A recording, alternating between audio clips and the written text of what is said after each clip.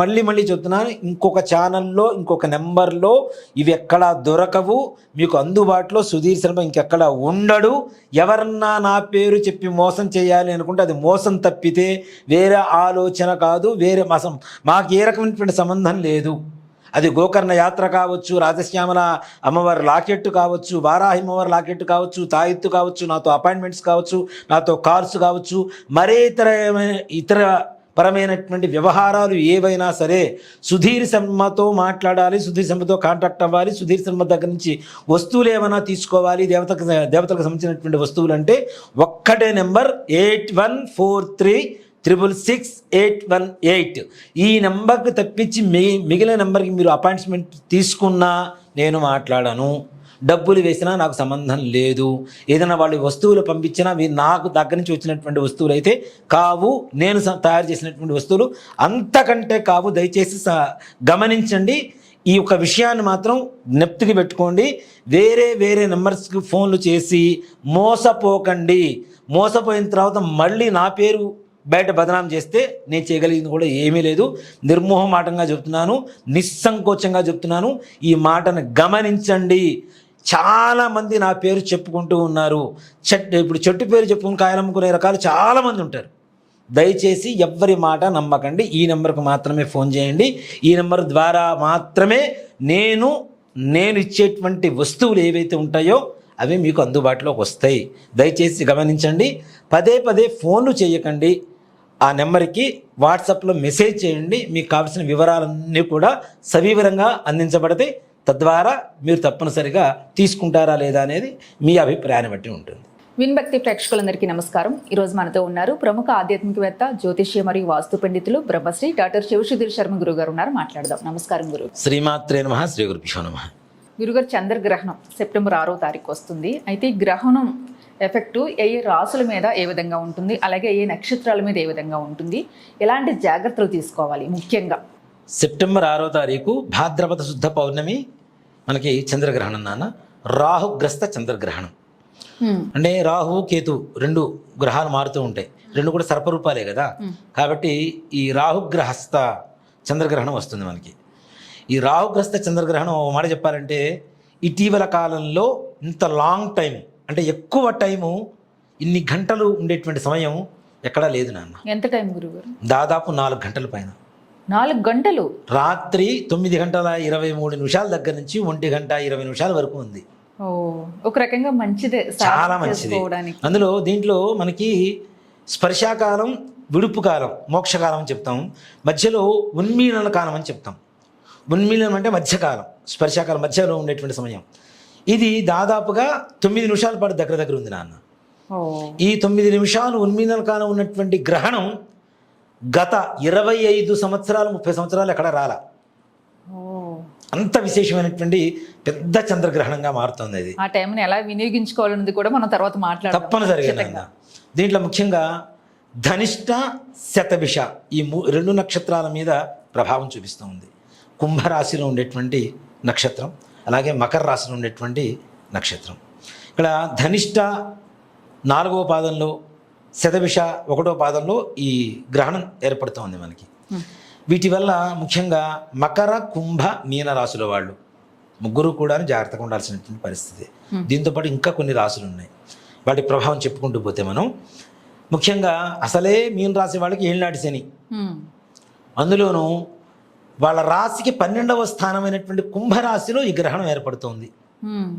దానివల్ల మీనరాశి వాళ్ళకి నిజంగా చెప్పాలి అంటే డబ్బు పరంగా చాలా కష్టంగా ఉంటుంది, కష్టంగా మారబోతుంది. ఈ సంవత్సరం మామూలుగానే వాళ్ళకి కొంచెం అటు ఇటుగా ఉంది. అలా మరలా కుంభరాశిలోనే జరుగుతున్నటువంటి కారణం చేత కుంభరాశి వాళ్ళకి ఏవి అనుకున్న పనులు ఒక్కటి కూడా ముందుకు వెళ్ళడానికి అవకాశం లేనటువంటి పరిస్థితి. ఒక అయోమయ సందిగ్ధావస్థలో మునిగిపోతూ ఉంటారు వీళ్ళు. చేయాలా వద్దా, చేస్తే ఏమవుతుందో ఏంటో, చేసింది ఏది సత్ఫలితాన్ని ఇవ్వకపోవడం, ఇట్లాంటివన్నీ కూడా జరుగుతూ ఉంటాయి. ఇక 3వ రాశి వచ్చేసరికి ఈ కుంభరాశికి 8వ స్థానమైనటువంటి, అంటే మన రాశి నుంచి ఏదైతే 8వ స్థానం ఉంటుందో కుంభరాశి, అది కర్కాటక రాశి అవుతుంది. కర్కాటక రాశి నుంచి కుంభరాశి 8వ స్థానం అవుతుంది. 8వ స్థానం అవటం వల్ల అందులో పడుతుంది చంద్రరాశి. అది కర్కాటక రాశి అంటే పడుతుంది చంద్రుణ్ణి, రాహు, శతభిష నక్షత్రం రాహు నక్షత్రం ఇంకా బలంగా ఉంటుంది. కాబట్టి వీళ్ళకు కూడా డబ్బు పరమైనటువంటివి, వివాదాస్పదమైనటువంటి వాటిలో చిక్కుకుపోవటం, శత్రు బాధలు పెరగటం, ఇట్లాంటివి ఎక్కువగా జరుగుతూ ఉంటాయి. అలాగే 4వ స్థానం ఎవరి రాశి అయితే వృశ్చిక రాశి అవుతుందో అక్కడి నుంచి కుంభరాశి 4వ స్థానం అవుతుంది. వృశ్చికం, ధనస్సు, మకరం, కుంభం 4వ స్థానం అవుతుంది. అర్ధాష్టమ స్థానం, ఈ అర్ధాష్టమ స్థాన ప్రభావం చేత కూడా అతి గండకాలంగా గడుస్తూ ఉంటుంది వీళ్ళకి ముఖ్యంగా చెప్పాలంటే ఆర్థికపరమైనటువంటి చాలా కష్టాలు నష్టాలు ఏర్పడుతూ ఉంటాయి. వీళ్ళు ఇల్లు అమ్ముకోవాల్సినటువంటి పరిస్థితి, ఉన్న ఇల్లు అమ్ముకోవడానికి సరైన ధర ఉండదు, అవసరాలు పెరుగుతూ ఉంటాయి, అమ్మాల్సిన పరిస్థితి, అమ్మక తప్పదు, అమ్మిన తర్వాత కూడా పూర్తిగా అమౌంట్ వీళ్ళ చేతికి వస్తుందని గ్యారంటీ లేదు. ఇలాంటి ఘోరమైనటువంటి పరిస్థితుల్లో ఈ 5 రాశుల వాళ్ళు ఉన్నారు. కుంభ, మీన, అలాగే కర్కాటక, వృశ్చిక రాశుల వాళ్ళు. వీళ్ళతో పాటుగా ముఖ్యంగా కొన్ని నక్షత్రాలు తీసుకుంటే, ముఖ్యంగా చాలామంది ఏం చెబుతుంటారంటే ఏ నక్షత్రంలో అయితే పడుతుందో ఆ నక్షత్రంకి జపాలు హోమాలు చేయించుకుంటే సరిపోతుందని చెప్తుంటారు. అది పొరపాటు నాన్న. ఇప్పుడు మీరు ఒకే ఇంటి పుట్టింటి ఆడపిల్లలు అనుకుందాం, ఒకళ్ళకి బాధేస్తే రెండో వాళ్ళకి బాధ అయ్యేదా, మూడో వాళ్ళకి బాధ అయ్యేదా? అలాగే ప్రతి నక్షత్రానికి అంటే ప్రతి ఒక్క గ్రహానికి 3 నక్షత్రాలు ఉంటాయి. ఆ విధంగా చూసుకున్న శతభిషం, ఆరుద్ర, స్వాతి శతభిష నక్షత్రం కాబట్టి, అలాగే ధనిష్ట నక్షత్రంలో కూడా పడుతుంది కాబట్టి ధనిష్ట, మృగశిర, చిత్త. వీటితో పాటుగా కర్కాటక రాశిలో ఉండేటువంటి పునర్వసు, పుష్యమి, ఆశ్లేష. వృశ్చిక రాశిలో ఉన్నటువంటి అనురాధ, జ్యేష్ఠ, విశాఖ ఈ నక్షత్రాల వాళ్ళు. దాంతోపాటుగా పడుతోంది రాహుగ్రహం కాబట్టి రాహుగ్రహానికి ఇందాక మనం చెప్పుకున్నాం, శతభిషం, ఆరుద్ర, స్వాతి చెప్పేసుకున్నాం. పడుతోంది చంద్రుణ్ణి కాబట్టి శ్రవణం, రోహిణి, హస్త ఈ నక్షత్రాల వాళ్ళందరికీ గడ్డు కాలమేనా, కొందరికి మాత్రమే యోగం కలగబోతుంది. ఏ రాశుల వారికి? వాళ్ళలో వృషభ రాశి ఒకటి, మిథున రాశి ఒకటి, సింహరాశి ఒకటి, కన్యా రాశి ఒకటి, అలాగే తులారాశి ఒకటి. ఈ రాశుల వాళ్ళకి, దీంతోపాటు ధనుస్సు రాశి వాళ్ళకి, మకర రాశి వాళ్ళకి సోసోగా ఉంటుంది. మిగిలిన ఈ రాశుల వాళ్ళకి బాగుంటుంది. ముఖ్యంగా మనం ఈ నక్షత్రాలు ఏవైతే చెప్పుకున్నామో ఈ నక్షత్రాల వాళ్ళకి, ఈ రాశుల వాళ్ళకి అతి గండకాలంగా, గడ్డు కాలంగా నడిచేటువంటి పరిస్థితులు కనబడుతుంది. మరి ఎలాంటి జాగ్రత్తలు తీసుకోవాలి, పరిహారం ఏదైనా ఉంటుంది? తప్పనిసరిగా నాన్న. ఇక్కడ మనం చెప్తున్నటువంటి నక్షత్రాలు ఏవైతే ఉన్నాయో మరలా నక్షత్రాలకు ఒకసారి చెప్తాను. శతభిషం, ఆరుద్ర, స్వాతి, రోహిణి, హస్త, శ్రవణం, మృగశిర, చిత్త, ధనిష్ట, అలాగే పూర్వాభాద్ర, అలాగే ఈ మీనరాశిలో ఉండేటువంటి పూర్వభాద్ర, ఉత్తరాభాద్ర, రేవతి నక్షత్రాల వాళ్ళు. ఈ నక్షత్రాల వాళ్ళు తప్పనిసరిగా ఉండాలి. అట్లాగే వృశ్చిక రాశిలో ఉండేటువంటి విశాఖ, అనురాధ, జ్యేష్ఠ నక్షత్రాల వాళ్ళు, వీళ్ళకి తప్పనిసరిగా గడ్డుకారంగా చెప్పబడుతున్నాం. ఇలాంటి నక్షత్రాలు కలిగినటువంటి వాళ్ళు కానీ, లేదు ఈ రాసుల్లో పుట్టినటువంటి వాళ్ళు కానీ, కర్కాటక రాశి కానీ, వృశ్చిక రాశి కానీ, కుంభరాశి కానీ, మీన రాశి కానీ, వృశ్చిక రాశిలో కానీ పుట్టినటువంటి వాళ్ళకి కానీ, వీళ్ళకి గ్రహణ సమయంలో వాళ్ళ నక్షత్రము పడుతుంది చంద్రుణ్ణి, పట్టింది రాహువు. కాబట్టి వీళ్ళ ముగ్గురికి జపం చేయించడం అనేటువంటి తప్పనిసరిగా జరగాలి. ఈ 3 గ్రహాలకి తప్పనిసరిగా నక్షత్రము పడుతున్నటువంటి గ్రహమేమో రాహు, పట్టేది ఎవరిని? చంద్రుణ్ణి. కాబట్టి ఈ 3టికి తప్పనిసరిగా రాహుగ్రస్త సోమోపరాగ సమయే అని చెప్పి సంకల్పం చెప్పి తప్పనిసరిగా ఆ సమయంలో జపం చేయించాలి. గ్రహాలకి తప్పనిసరిగా జపం చేయించాలి.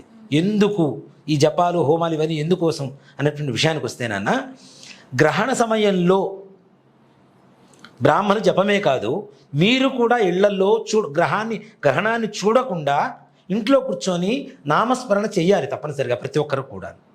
ఎందుకు అంటే గ్రహణ సమయంలో దేవతల శక్తి తగ్గిపోతుంది నాన్న. పడుతుంది రాహువు కదా, గ్రహణ సమయంలో శక్తి మొత్తం తగ్గిపోతుంది వీళ్ళకి, దేవతలకి. అలాంటి దేవతల శక్తి తగ్గిపోయినప్పుడు మనం చేసేటువంటి నామస్మరణ వల్ల దేవతలకి శక్తి పెరుగుతుంది. కాబట్టి మనం ఇస్తున్నటువంటి శక్తిని తీసుకున్నటువంటి దేవతలు మనకేమిస్తారు? మరలా వరాల్ని కురిపిస్తారు.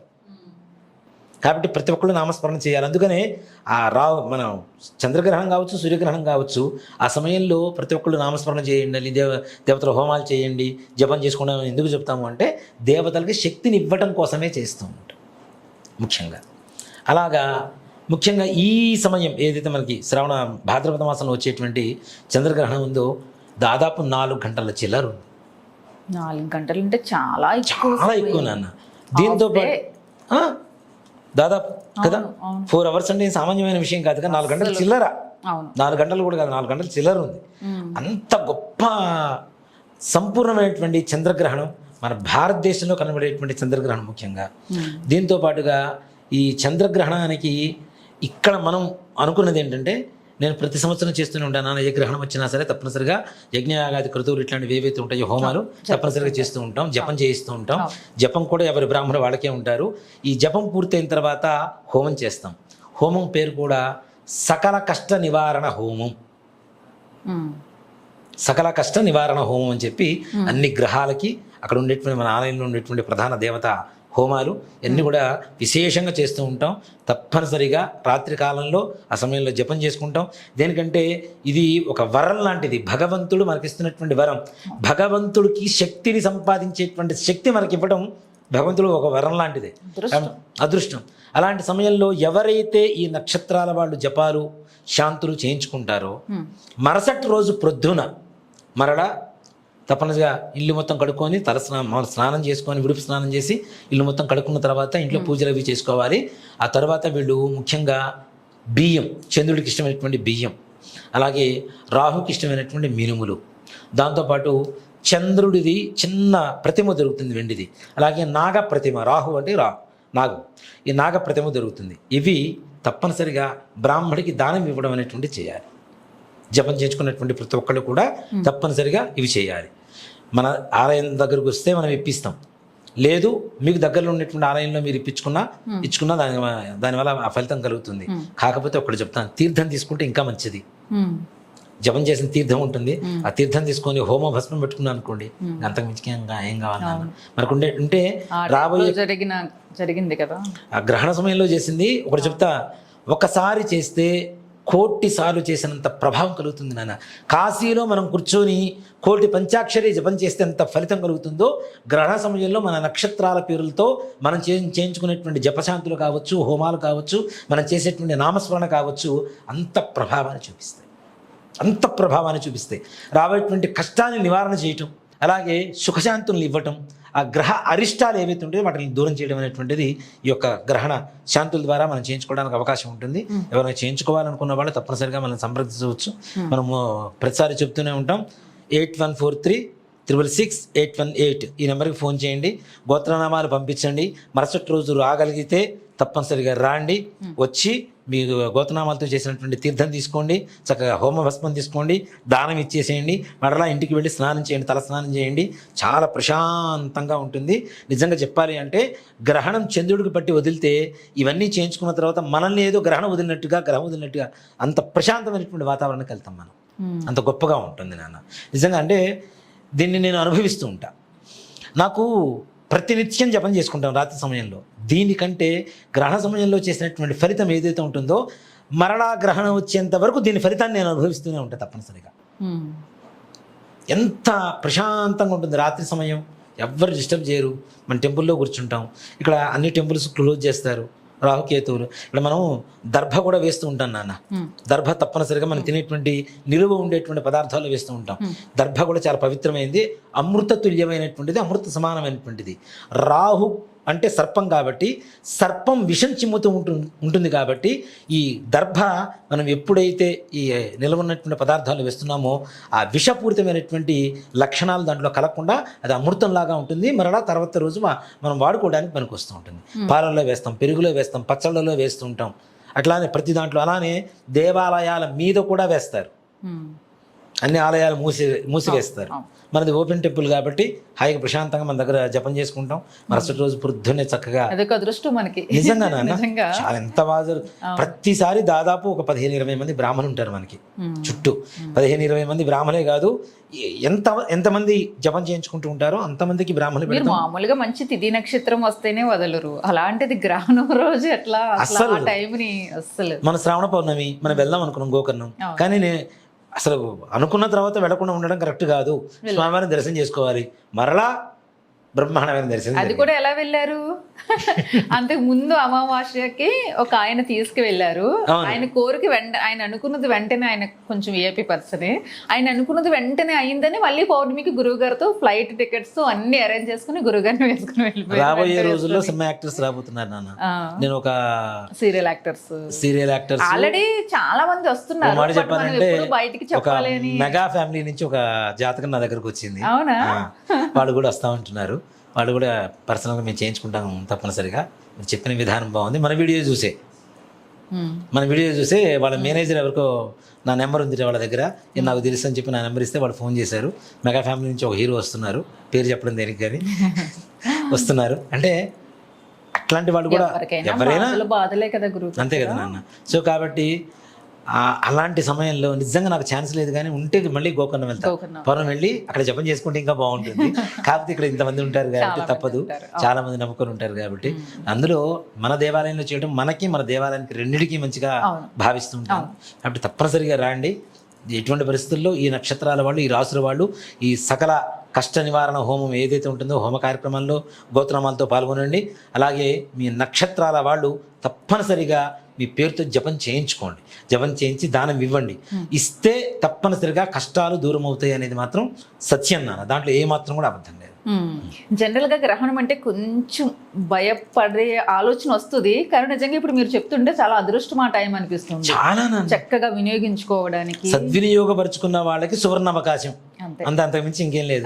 సద్వినియోగపరచుకోరా మనం ఏం చెప్పలేము దానికి, వాడుకున్న పరిస్థితిని బట్టి లేదు. ఖచ్చితంగా ప్రతి ఒక్కరు, ముఖ్యంగా మీరు చెప్పిన నక్షత్రాలు రాసుల వారు ఇప్పుడు కూడా చెప్తున్నానా, ఈ గోత్రనామాలు ఎవరైనా వివరాలు పంపించాలి అనుకుంటే మనకి సెప్టెంబర్ 6వ తారీఖు మనకి పౌర్ణమి అవుతుంది కదా, 6వ తారీఖు సాయంత్రం 6 గంటల వరకు ఛాన్స్ ఉంటుంది. దానికంటే 7 గంటలు కదా మనం ప్రారంభించేది, అంటే 6 గంటల వరకు 9 గంటలు మనం పట్టు స్నానం చేస్తాం, అక్కడ నుంచి జపం మొదలు పెడతాం కాబట్టి 6 గంటల వరకు కూడా 6:30, 7 వరకు కూడా ఛాన్స్ ఇస్తున్నాను. డైరెక్ట్ గా రాలేని వాళ్ళు కూడా గోత్రనామాలు ఇవ్వచ్చు, చక్కగా చేయించుకోవచ్చు. ఆ తీర్థం మనం పోస్టులో తీర్థం పంపించడం కుదరదు కాబట్టి తర్వాత భస్మం పంపించడం అనేది మాత్రం జరుగుతుంది. హోమం చేయించిన భస్మం ఉంటుంది కదా. అసలు ప్రతిసారి నాకు ఒక మాట చెప్పాలంటే బ్యాటరీ రీఛార్జ్ నాన్న. ఒక గ్రహణం అనేది మన సంపాదించుకునేటువంటి అనుష్ఠాన బలానికి ఒక బ్యాటరీ ఏదైతే ఉంటుందో దాన్ని రీఛార్జ్ చేసుకోవడం. ఇది ఏదో 10 నిమిషాలు పెడితే పవర్ బ్యాంక్ పెట్టిన 10 నిమిషాలకి బ్యాటరీ రీఛార్జ్ అవ్వడం కాదు. ఒక్కసారిగా ఒక మాట చెప్పాలంటే కంప్లీట్ ఛార్జింగ్ 100% అయిపోతుంది. 100% అయిపోయి మరలా గ్రహణం వచ్చేంత వరకు ఈ ఛార్జింగ్ మనకు పనికొస్తూనే ఉంటుంది.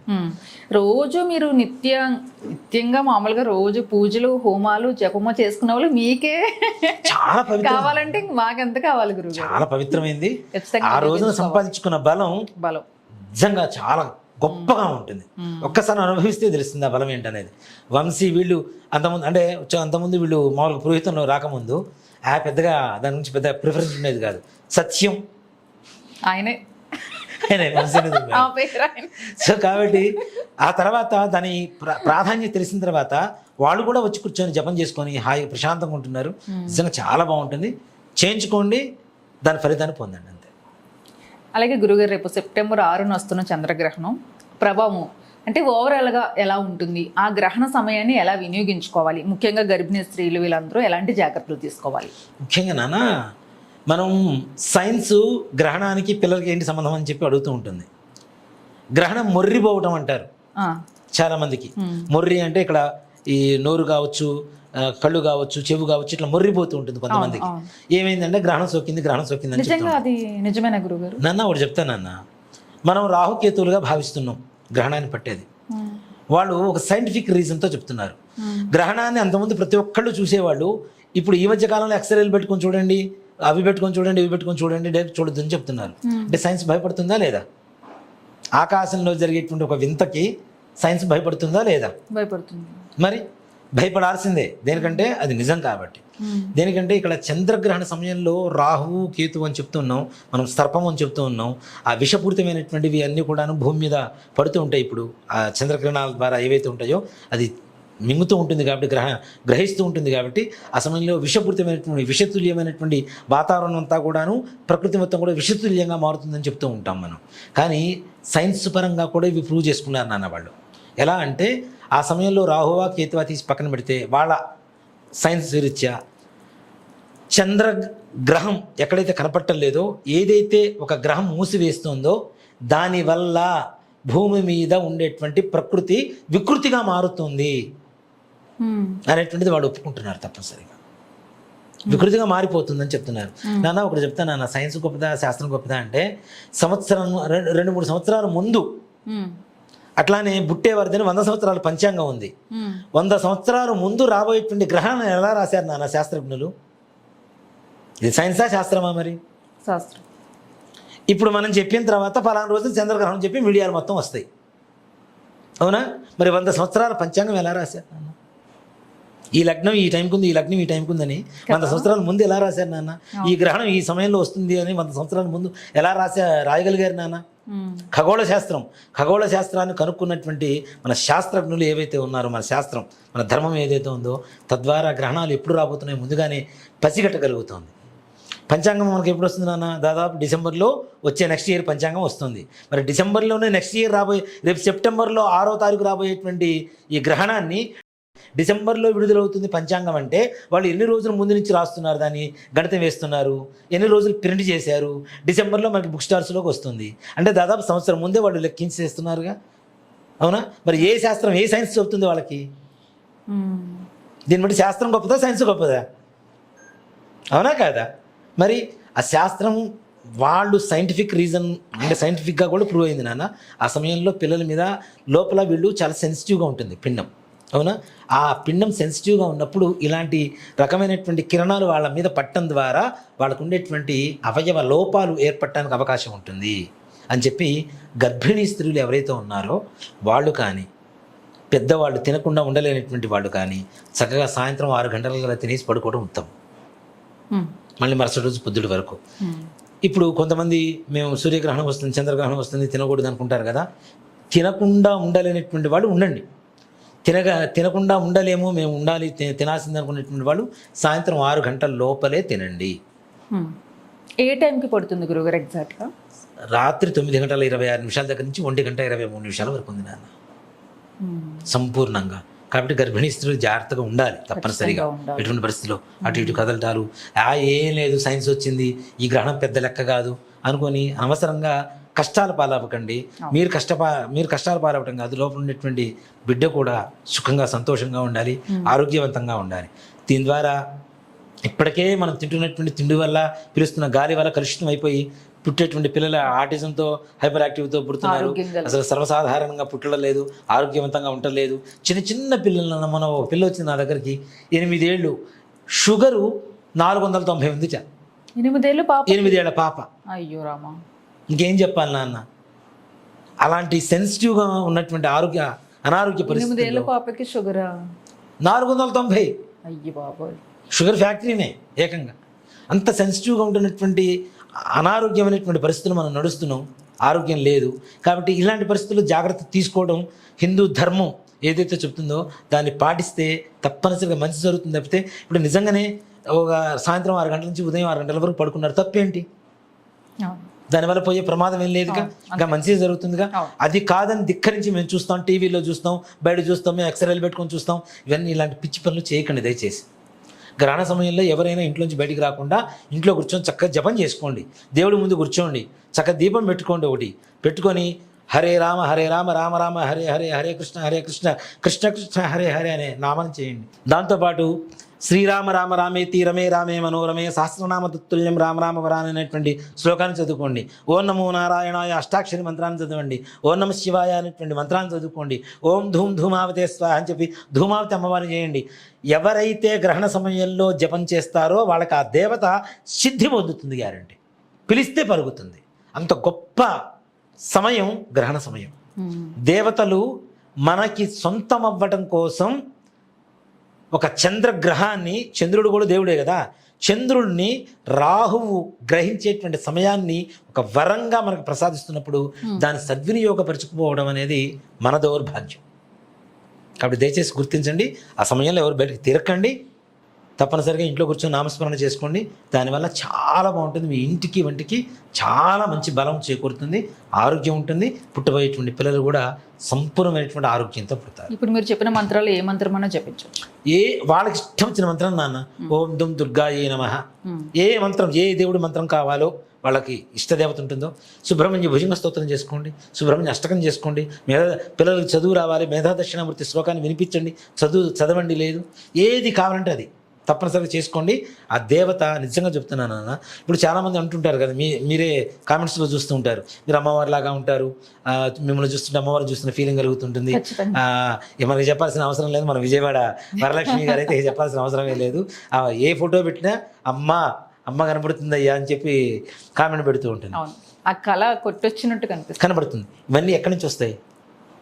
ఎలా మేము బ్యాటరీ రీఛార్జ్ చేసుకుంటాం, ఎలా శక్తిని పొందుతామంటే, నిజంగా చెప్పాలంటే ఇది ఒక రహస్యం, ఇది ఓపెన్ సీక్రెట్. ఇది అందరం తప్పనిసరిగా ఆ సమయంలో దేవత ఉపాసన చేస్తాం. ఏ దేవత ఉపాసన చేస్తామో ఆ దేవత మనల్ని కాపాడుతూ, మనల్ని ప్రొటెక్ట్ చేస్తూ మన చుట్టూనే ఉంటుంది నాన్న. మనం ఇప్పుడు కొంతమంది ఉంటారు, నిజంగా ఒక అమ్మాయి నాకు పరిచయం ఒక అమ్మాయి ఉంది, రాజశ్యామల అమ్మవారిని అమ్మ అని పిలుస్తుంది. నాకు మొన్న ఫోన్ చేసినప్పుడు, అమ్మ నాతో మాట్లాడుతుంది గురువుగారు అంటే, మీ అమ్మగారు నీతో మాట్లాడక ఎవరితో మాట్లాడతారు నాన్న అన్న అంటే, లేదు గురువుగారు, రాజశ్యామల అమ్మ కనపడుతుంది గురువుగారు, నేను చెప్తే ఏదైనా నవ్వుతుంది గురువుగారు, పఠం. నేను అనుకున్నా, ఏంటన్నా అంత మరీ పిక్స్లోకి వెళ్ళిపోయావా అన్న అంటే, లేదు గురుగారు, నాకు అర్థమవుతుంది గురువుగారు, నేను ఒకరోజు పూజ చేయకపోతే మరుసటి రోజుకి అమ్మవారికి బాధగా ఇట్లా పెట్టేస్తుంది, దిగాలుగా ఫేస్ పెట్టేస్తుంది అని చెప్పింది ఆ అమ్మాయి. ఎంత ప్రేమ ఉండాలి, అవునా? వాళ్ళు ఇక్కడే మన ఏసరావు నగర్లో ఉంటాను నాన్న. అంత గొప్పగా వాళ్ళు ఆరాధిస్తున్నప్పుడు ఇలాంటి సమయంలో ఆరాధిస్తే ఇంకా గొప్పగా ఉంటుంది. తప్పనిసరిగా అమ్మ పలుకుతుంది అని చెప్పడంలో ఏ మాత్రం కూడా సంశయం లేదు. అది పంచాక్షరి మంత్రం కూడా చేసుకోవచ్చు, శివ పంచాక్షరి కూడా చేసుకోవచ్చు నాన్న. మీరు శివ పంచాక్షరి మంత్ర జపం ఓ నమ శివాయ, ఓ నమ శివాయ, ఓ నమ శివాయ కాకుండా ఓం నమ శివాయ, ఆడవాళ్ళు ఓం లేకుండా కూడా చేయొచ్చు నాన్న, నమ శివాయ అని కూడా చేయొచ్చు. ఓం నమ శివాయ, నమశివాయ పంచాక్షరి, ఓంకారం అనేది ప్రణవం కాబట్టి కలుపుకోవచ్చు, కలుపుకోపోవచ్చు.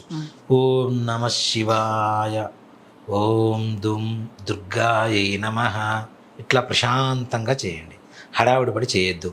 మీకోసమే భగవంతుడు 4 గంటల చిల్లర సమయాన్ని ఇస్తున్నాడు.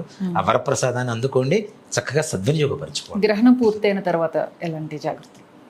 గ్రహణం పూర్తయిన తర్వాత తప్పనిసరిగా స్నానం చేయాలి, తల స్నానం చేయాలి, విడుపు స్నానం, అలాగే ఇల్లు మొత్తం శుభ్రంగా కడుక్కోవాలి. మేము ఆఫీసులకు వెళ్ళాలి, ఒక పూట ఆఫీస్కి సెలవు పెట్టండి ఏం కాదు, జీవితాంతకాలం గ్రహణం పట్టుకొని ఉండేదానికంటే ఆ గ్రహణ శూల అంటాం కదా, ఆ గ్రహణ శూల సమయంలో ఉన్నప్పుడు ఇంటిని శుభ్రం చేసుకొని మరలా చక్కగా దేవుడి దగ్గర దీపారాధన చేసుకొని పూజ చేసుకొని ఆ తర్వాత మీ పనులు చేసుకోండి. ఇప్పుడు ఎట్లాగో 1 గంటకు అయిపోతుంది, 2 గంటల ముందు లేవండి, 4 లేవండి, చక్కగా ఇల్లు మొత్తం కడుక్కోండి, తల స్నానాలు చేయండి బ్రహ్మాండంగా చక్కగా. లేదు జపం చేసుకునేటువంటి వాళ్ళు ఉన్నారు, గ్రహణ సమయంలో గ్రహణం అయిపోయిన తర్వాత తల స్నానం చేసేసి చక్కగా పోయి పడుకోండి. మరుసటి రోజు పొద్దున్న 4 లేచి చక్కగా మళ్ళీ ఇల్లు అంతా శుభ్రం చేసుకొని వంట చేసుకుని దేవుడి దగ్గర దీపారాధన చేసుకుని దేవుడికి నైవేద్యం పెట్టుకోండి. గ్రహణ సమయంలో గుర్తుపెట్టుకోండి, మీ దేవుడి గూళ్ళల్లో కూడా చిన్న మన దర్భ ఏదైతే ఉంటుందో అది వేసి ఉంచండి తప్పనిసరిగా. ఆ విషపూరితమైనటువంటి విషతుల్యమైనటువంటి వాతావరణం అక్కడ కూడా రాకుండా ఉండేందుకు దర్భను వేస్తాం. మనం అంతమంది కూడా చెప్పుకున్నాం దర్భ గురించి గొప్పగా. మన నాగదేవత ఎవరైతే ఉందో, నాగదేవత మాత సర్పమాత గరుత్మంతుడికి సవతి తల్లి, గరుత్మంతుని బాధ పెడుతూ ఉందిట. అమ్మ నాకు ఈ బాధ నుంచి విముక్తి కలగాలంటే ఏం చేయాలి అని చెప్పి గరుత్మంతుడు అడిగాడు. నా సర్ప జాతి మొత్తానికి అమృతం కావాలని అడిగిందిట సర్పమాత. ఈయన ఇంద్రలోకానికి వెళ్ళి తీసుకొని వస్తున్నారు, అమృత భాండాన్ని తీసుకొని వస్తూ ఉంటే గరుత్మంతుడు తీసుకొని వస్తున్న సమయంలో ఇంద్రుడు ఆలోచించాడు, అరే సర్పజాతికి కనుక అమృతం అందిందా, దానికి మరణం అనేది లేదు, దాని వృద్ధి కలుగుతుంటుంది, లోకం మొత్తం కూడా సర్వనాశనం అయిపోతుంది అని చెప్పి గరుత్మంతుడితో యుద్ధం చేసినటువంటి సమయంలో ఆ అమృత భాండం ఇలా తొరికి ఒక పొలం మీద ఉన్నటువంటి గడ్డి రేణువుల మీద పడిందిట. అదే దర్భ. అందుకని ఈ పాములు పోయి ఏం చేసినాయి, ఈ దర్భని నాలుగుతో నాకినీట. దర్భ ఎంత షార్ప్గా ఉంటుంది మనకి, చేతి ఇట్లా అంటే తెగిపోతుంది గ్యారంటీగా, అవునా? అప్పటి నుంచి ఆ నాలుకలు 2 అయిపోయినాయి. అప్పటి నుంచి ఇంద్రుడు శపించాట, మీ జాతి మొత్తానికి 2 నాలుకలు ఉండుగాక అని, సర్పజాతికి. అందువల్ల ఆ దర్భ ఎక్కడైతే గడ్డి మీద పడిందో, గడ్డి రేణువుల మీద, అది దర్భగా మారింది. ఆ దర్భ సేమ్ మరి పాముల నాలుక అలానే కదా ఉంటుంది, 2 నాలుకలు ఉండే కదా నాన్న. షార్ప్ గా. ఇప్పుడు పాము నాలుగుల 2 నాలుకలు ఉన్నాయని చెప్తుంటారు. అంటారు. అవునా? షార్ప్గా ఉంటే ఇట్లా ఊగుతూ ఉంటాయి. అవును. అవునా? 2 నాలుకలు ఉంటాయి. వాటికి శాపం అది అక్కడి నుంచి. సో కాబట్టి ఏది ఎక్కడైతే అమృతం పడిందో అది దర్భ అయింది, అది అమృతమైంది. అందుకని శుభ అశుభ కార్యాల్లో కూడా దర్భను వాడతాం తప్పనిసరిగా. దర్భ లేకుండా హోమాలు, యాగాలు, తద్దినాలు ఇట్లాంటివి కూడా ఎవరు చేయలేము. కాబట్టి శుభ అశుభాలకి రెండిటికి అసలు అంత దేనికి నాన్న, కన్యాదానం చేసిన తర్వాత అమ్మాయికి ఇక్కడ ఇది కట్టేస్తారు, ఒక తాడు కడతారు, దర్భతో తాడు కడతారు. ఏంటి అంటే వాళ్ళ శరీరం మొత్తం కూడా అమృతతుల్యం అవ్వటం కోసం. ఏదైనా చెడు ఉన్నా కూడా, అనారోగ్య కారణంగా ఉన్నా సరే అవన్నీ కూడా పోయి అమృతతుల్యం అవడం కోసం చెప్పి దర్భ కడతారు మనకి వివాహ సమయంలో. సో అంత గొప్పది దర్భ. కాబట్టి దర్భని మనం నిర్మించే పదార్థాలు వేసుకోవచ్చు. పాలు, పెరుగు, పచ్చళ్ళు, ఏదైనా కూరలు మళ్ళీ అట్లాంటివి పనికిరావు. అంటే ఒక పూట వండుకొని ఆ పూటే తింటాం కాబట్టి మిగిలిన పదార్థాలు అన్నింటిలో కూడా వేసుకోవచ్చు. కొంతమంది నీళ్ళల్లో కూడా వేస్తుంటారు. నీళ్ళలో ఏమొచ్చింది కదండి మనకి, నీళ్ళు పారబోసి మళ్ళీ మరుసటి రోజు మళ్ళీ పట్టుకోవచ్చు హాయిగా. అవునా? మరి ట్యాప్ మాకు కొళాయి రాదనుకుంటే పట్టుకోండి, కానీ విషయం చెబుతున్నా. అలానే దేవత ఆ పూజ గది ఏది ఉంటుందో అక్కడ కూడా ఒక దర్భముక్కను ఉంచండి తప్పనిసరిగా. ఎంత గొప్పగా ఉంటుంది చూడండి. అప్పుడెప్పుడో హైదరాబాద్లో దర్భ దొరకడమే కష్టం. లేదు నాన్న, పూజా స్టోర్స్లో దొరుకుతుంది, చక్కగా దొరుకుతాయి. పూజా స్టోర్స్లో ఎంత కావాలంటే అంత దొరుకుతాయి. లేదు మన గుడి దగ్గరికి రండి, మన దగ్గరికి రండి, మనం దర్భ ఇద్దాం అంతే. దాంట్లో ఏమాత్రం కూడా సంశయం లేదు. అది ఓకే గురుగారు. అంటే నిజంగా టైంని ఎలా వినియోగించుకోవాలనేది నాకు బాగా నచ్చింది. ఇప్పుడు నిజంగా టైం ఎక్కువ భయపడుతూ ఉంటాము అంటే నిజంగా జపం ఇవన్నీ ప్రపంచం మొత్తానికి చెప్పాలి అంటే అంతే కదా. సూర్యచంద్రులే తల్లిదండ్రులు కదా ప్రపంచం మొత్తానికి. వాళ్ళు లేనటువంటి సమయంలో దేవతలకు శక్తి ఉండదు కదా. అలాంటి సమయంలో దేవతలకి మన వల్ల వెళ్తుంది అంటే మరి ఎంత శక్తి కలుగుతుంది. మానవులు శక్తివంతులు అవుతున్నారు, దేవతల శక్తిహీనులు అవుతున్నారు. మానవుల్లో ఉన్నటువంటి శక్తిని దేవతలకు అందజేస్తూ ఉంటే ఆ శక్తి తీసుకున్నటువంటి దేవతలు ఎంత ఆనందపడతారు, నీ వైపు ఎంత సహృదయంతో చూస్తారు, ఎంత మంచి దృష్టి కలుగుతుంది నీ మీద. కాబట్టి ఆ సమయాన్ని సద్వినియోగపరచుకోండి. తప్పకుండా సద్వినియోగం చేసుకుంటాం గురుగారు. నమస్తే. శ్రీమాత్రే నమః. శ్రీ గురుభ్యో నమః.